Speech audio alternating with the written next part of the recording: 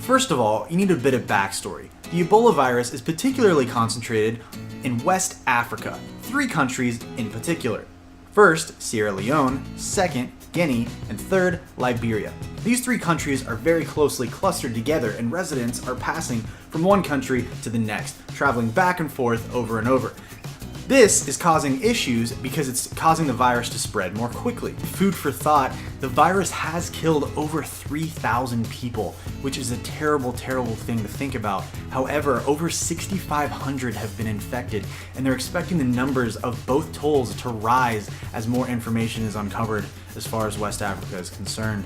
The virus itself is not actually curable yet. They're working on it, obviously, because this is a serious problem that's occurring in West Africa. However, there's no official cure yet.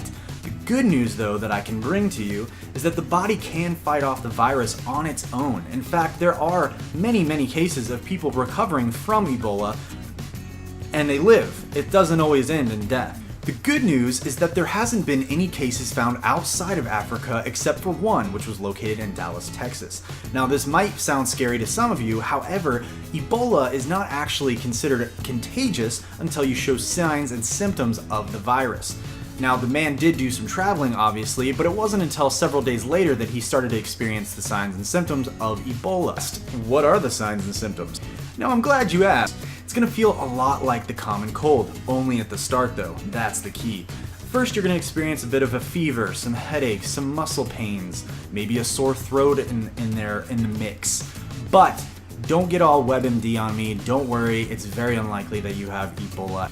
Now, on the more gruesome side of things, the later stages of the virus are, well, they're really crappy. Let's just be honest. You're gonna experience some crap, in fact. Some diarrhea, some vomiting, rashes, some issues with your kidneys. It really doesn't get pretty. In fact, internal and external bleeding is nothing that's unheard of. They even say that bleeding from the eyes, ears, nose is something that might happen. Now, although it is terrible on what's going on over in West Africa right now, the good news is that the CDC has assured US citizens that America is able to do the type of isolation that is necessary to keep the Ebola virus at bay if it were to break into the US. The other good news is that the CDC has confirmed that they are positive they can control this virus on a much better scale than what was able to be accomplished in West Africa. So again, it's a terrible situation that's going on there, but the good news is that they are working on ways to control it, and they are working on cures so that we can help the people in West Africa as they need it.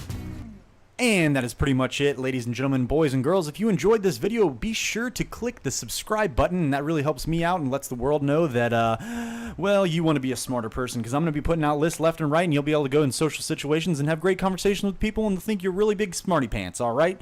So be sure to click the subscribe button for me. I really do appreciate it.